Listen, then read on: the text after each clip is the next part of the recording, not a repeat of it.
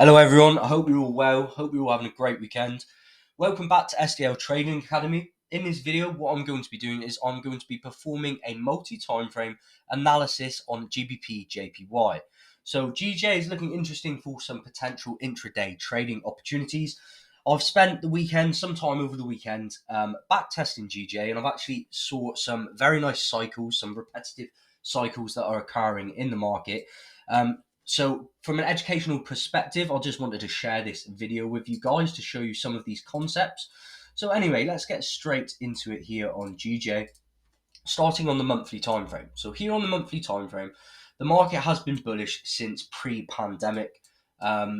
Okay, so here back in April 20, the market started to rally to the upside. So the monthly time frame has been bullish. However, since the market made this bullish impulsive move to the upside, the market then printed this one bearish monthly candle, then pushed to the upside again. So this final monthly bullish candle that we saw was a trap.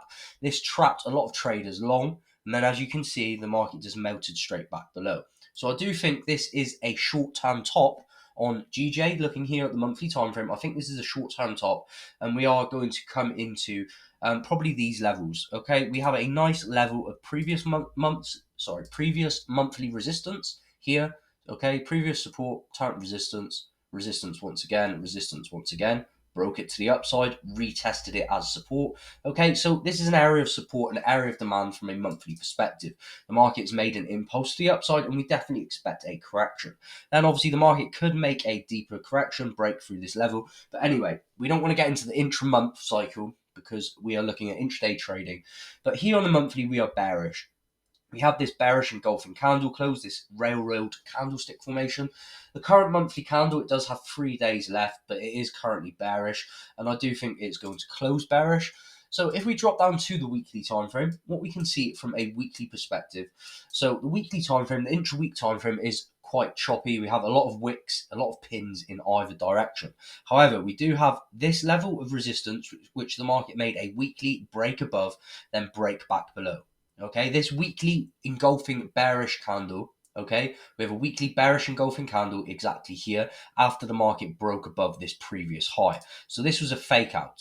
You can clearly draw in this level. This was a fake out here of this weekly close. Trapped traders long, as I just mentioned on the monthly time frame. Then boom, weekly engulfing candle, high volume candle, took out the liquidity from both of these candles, almost half of this wick as well. Okay, so this was a good indication to go short. Market then retested this weekly level, spiked through it once, twice, 3 spikes through the weekly level, and it has started to make the move to the downside. So the monthly time frame is showing bearish price action, short-term bearish price action. Okay, the weekly time frame is obviously showing short-term bearish price action. We can also take a deeper look at the previous weekly candle close. Okay, so this is last week's candle close, and we can get a lot. Of information just from looking at this candle. Okay, so obviously this candle pushed to the upside and then closed bearish, and it has a wick to fill to the downside. It also took out the liquidity from this pin bar. This essentially is a bullish candle. Okay, this previous weekly candle is essentially a bullish candle. Okay, this probably trapped traders long, this weekly candle closure from an intraday perspective. Then the market melted and took out the stops below these levels that would have been on an intraday time frame. Okay, so this weekly candle closed bearish, and it has a wick to fill. And I do think the market will keep rolling over to the downside, and as it will get attracted into this area of demand, which I've identified from a monthly and weekly perspective. So clearly the monthly and weekly time frames are aligning for a move to the downside. Okay, so we're just going to clean our charts. We know the monthly levels down here. We can keep this one on there. So let's now drop down to the daily time frame. And this is where things get interesting. We get the directional aspect of the market from the higher time frames, but me personally, as an intraday time frame trader, I'm not really a swing trader. I do hold trades, sometimes swing positions, but generally speaking, I like to trade the intraday time frames, get in and out in the same day. So here is where we can align the lower time frames, the macro micro perspective, to get a good high probability setup. The monthly bearish, weekly bearish, the daily time frame. What we have again is a bearish market. The market made this high here, lower high, lower high, lower high, lower high, lower high. We have the low, lower low, lower low. So this clearly is a potentially a new corrective downward trend. Okay, we have a daily downward trend which aligns with the monthly, weekly, and the monthly and weekly timeframes. What we also have, if we take a deeper look into price action here, what we have is a bearish impulse to the downside. The money went from A to B. Okay, this is a psychological level 166, nice round psychological number. The money moved from A to B and it broke below this level. You could even draw on this ascending trend line. So this was clearly an ascending trend line here on the lower time frames, 4 hour and lower time frames, 30-minute time frames. The market broke it to the downside with this bearish impulse. This bearish impulse took the liquidity from this low, it took the liquidity from this low, and it took the liquidity from this low, because below every low is obviously stop losses. Okay, so there's liquidity there. The market took out this liquidity, made a bearish impulse which followed the bearish trend. After an impulse, what you would expect is a corrective move. Okay, and how we can judge the corrective move, you can take your fib from the high to the low. Okay, and what we can see is the market retraced to the 0.618. And what also aligns nicely with the 0.618, if we just remove the fib, you know it's here, okay, is this beautiful M formation. The market printed this beautiful M formation, which is a harmonic formation, okay, and then it completed it exactly at the neckline, which is previous daily support, current resistance. Okay, so this is a zone of confluence. We have the 0.618 Fibonacci here. We have this previous daily support, current resistance. You can clearly see the market reacting to this price. We have 1, 2, 3, 4, 5 pins through this zone, and then all these candles, all the bodies of these candles close back below it. This indicates that the bears are obviously in control here. Bulls are failing to push prices higher. Okay, so we have the impulse, we have the correction. After a correction, what you expect is a continuation to the downside in the market to follow this downward trend. We take our Fibonacci from the high to the low. Obviously, this is the high exactly here to the low of the corrective move. And the minus 0.272 will give us a good indication of where the potential new lower low will be formed. Okay, Fibonacci retracement A to B. Here on the daily time frame, obviously we're expecting the continuation to the downside. We have a downside target. We have a monthly downside target. This is the intraday, intra-week downside target. If we take a look at the previous daily closure, this is a good indication that the bears are in control as well. We made this on the lower time frames, which I'm about to get into. I'm going to go into depth on this on the lower time frames because I have spotted some very nice price action. So here, this is a nice fake move. This is a manipulation move. This is a fake push to the upside. You can clearly see here what traders would have been looking at here was this was this head and shoulders, potentially left shoulder, head, and right shoulder. I did notice this formation myself, but obviously the higher time frames are bearish. So this was a fake move. And the bears have pushed prices back down, and look at this huge rejection. Okay, so the bears are clearly in control. We've also took the liquidity out of 1, 2, 3, half of these wicks to the downside with this daily closure. So yeah, bears are in control, and below these lows is liquidity. As I said, retail traders will see this as a head and shoulders formation. They'll see all these rejections. They'll probably draw in a level like this, okay, and there will be a lot of liquidity below this level. What I can also notice here on the daily time frame is this very nice pattern. Okay, I'm just going to clean our charts. I like to always keep them clean. So here on the daily time frame, what we could draw in this beautiful wedge. Okay, this beautiful wedge, something like that. It doesn't have to be too accurate. What you can see here, okay, is a nice wedge formation in a bearish market. So this makes this technically a bearish pennant. So a nice daily bearish pennant formation. We have the impulse, we have the correction, and we expect the continuation. We have a lot of confluences here, okay, a lot of confluences. So what we can see here on the daily, this is the fake move that I just referred to. You can put in this descending trend line, and this would have been a nice fake move. So now let's drop down to the 4-hour time frame and see what we can see from a 4-hourly perspective. Okay, we don't really need to keep in this wedge, but we'll keep it in anyway. So what I like to do on the 4-hour time frame, I like to segregate my chart into zones. Generally speaking, I like four 4-hourly zones on my chart, and this is the first area which is sticking out quite nice to me. We have body. Okay, the market is reacting to this area. You can clearly see that. The next area that is sticking out to me straight away is this one here. Okay, this is a nice zone. I'm going to actually drop that a little lower. Okay, there we go. This is a nice zone. We have body here. Bodies of the candles, all these wicks coming through the zone and closing back above. Again, retested this zone exactly here. Again, spike through.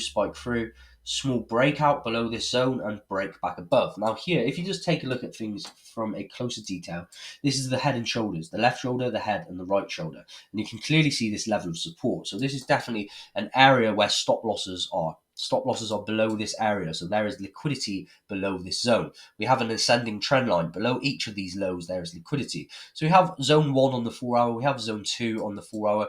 This is the next very clear and obvious zone that we have, these two bodies of the candles. And if we were to draw in one more, it would be here.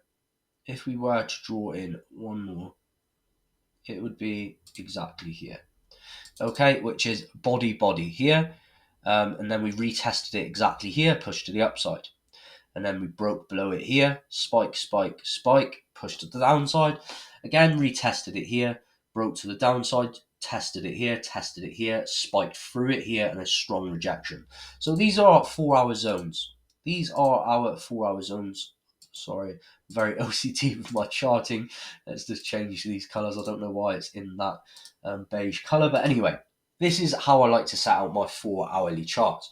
So what we can expect on GJ, the monthly, weekly, daily are all bearish. Me personally, what I'm going to be doing now is only looking for shorts. So this is the 4 hour time frame. We have our zones. Now we like to look on the lower time frames to look for an entry. So let's drop to the 15-minute time frame specifically. We're going to bring up the 15-minute time frame. We're going to bring up the 15-minute time frame. Okay, and then we're going to get into things. This is where I've noticed some nice intraday cycles. Okay, so if we zoom in a little, we're going to start from here. So what we have, I'm going to get into quite in depth here because it's very, very clean price action. Okay, what we have here is the Asian session high. If you pay attention to my crosshair at the bottom of your screen, you'll be able to see the times. Okay, you'll be able to see the times. So pay attention to the times. What we have here is Asian session high, Asian session low, and this is the Asian session range. And I'm going to just draw in this box. Okay, 7 a.m. 7:30 is around when the Asian session volume thins out, as it's pre-London session. Okay, as we go into the London session. So this is the Asian session range. We have the high and the low of the session. Okay, and we're going to clone this box, and we're going to clone this box, and we're just going to move this here for the time being. So here, what happens? The market created the Asia high, created the Asia low, and it pushed to the upside. When did it push to the upside? My crosshair at the bottom, 7:30. So London session breakout. We broke to the upside, we hit a rejection, and then look at my crosshair, New York crossover, we reversed. So we have the Asian range, the London breakout, the New York reversal. Okay, and then here, 24-hour period. What happens? The market slips back into the Asian session range, and it's exactly the same amount of pips. Okay, very similar amount of pips for the Asian session range. And what we have again is the Asia session high, the Asia session low.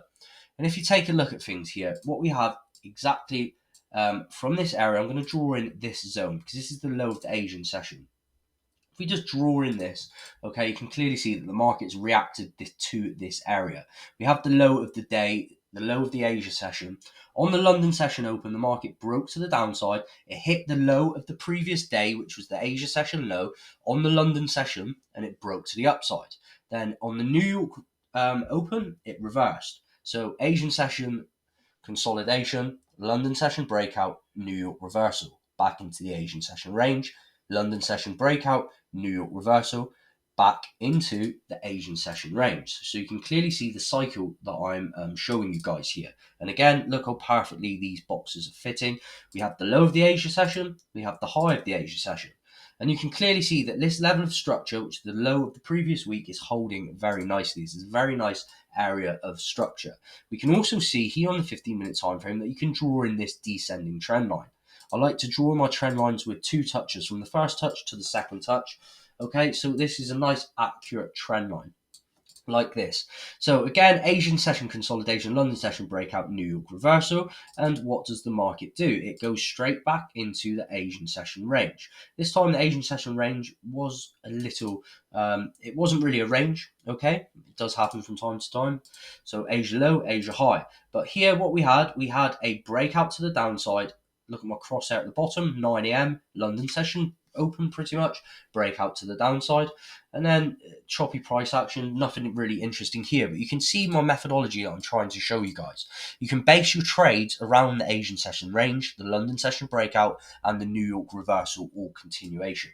Okay, so you can clearly see this cycle repeating itself over and over again. I'm going to clone it again. Here, Asia low, Asia high. This range is slightly higher, slightly a wider range, sorry. So I'm going to draw in this area, and we're just going to continue with this. We are running out of time. I do want to get in some more info here. So again, Asia low, Asia high, clone, Asia low, Asia high, and you can clearly see what's happened here. So the market has broke out to the upside. This is the descending trend line. If you extend it, the market broke out to the upside. Here, this is where things get interesting, okay? Asian session range, London session breakout, New York reversal. Asian session range, London session breakout to the low of the previous day. We have a low of the previous day exactly here. And the market hit this low of the previous day and formed this double bottom. It formed these equal lows exactly here. And what happens when the market forms equal lows? It creates liquidity. Below equal lows is liquidity because retail traders see this as a double bottom. They know that they have the head and shoulders formation, which I've just mentioned a number of times, the inverse head and shoulders formation. They have a double bottom here. They will be longing this. Okay, especially if this move to the upside that occurred on Friday, they will be longing this, and there is liquidity below these equal lows. So the market has then made this Asian session range, consolidated, accumulated here, formed this level of support. Below this support again is liquidity, and then the market pushed to the upside. This was on the Jackson Hole event. The market pushed to the upside. And where did it push to the upside? If we extend this across, if we just extend that 15-minute zone across, this is a key zone, we respected it here, then the market pushed to the upside. This is Friday, Thursday, Wednesday, Tuesday, Monday. It pushed to the upside and it took out the high of the previous week. Sorry, the high of the week. This is Monday. This here is Monday. This zone, A to B, is Monday. This is the high of the week at the moment. On Friday, the market pushed from this Asian session low, exactly from this Asian session low, and it pushed to the high of the week. And it took out all of the stop losses. There would have been traders short, like my perspective, there would have been traders short, and their stop losses would have been here. Okay, we even lost a trade on Friday on Gbpjpy, not because we were shorting down here. We tried to capitalize on exactly this move. Okay, I'll show you exactly where we entered and where we lost. Okay, when the market printed that 15-minute candle, when the market printed this 15-minute candle and closed, then we entered and we put our stops above the high, and the market went for one more spike and it spiked into our stop loss and then melted. But anyway, I'm showing you this because we can still definitely make money off this analysis, off this potential setup. So we have this level. We have this level which has been respected a number of times. The market has then gone from A to B. It's broke below this low. It's took out this low. So after the market takes out a low, we can use our fib from A to B. And we can see the 0.618 lines up quite nicely with the zone that I've just spoken about a number of times. So now we have on the 15-minute time frame, the lower time frame aligning with the higher time frames. All time frames are showing the same move.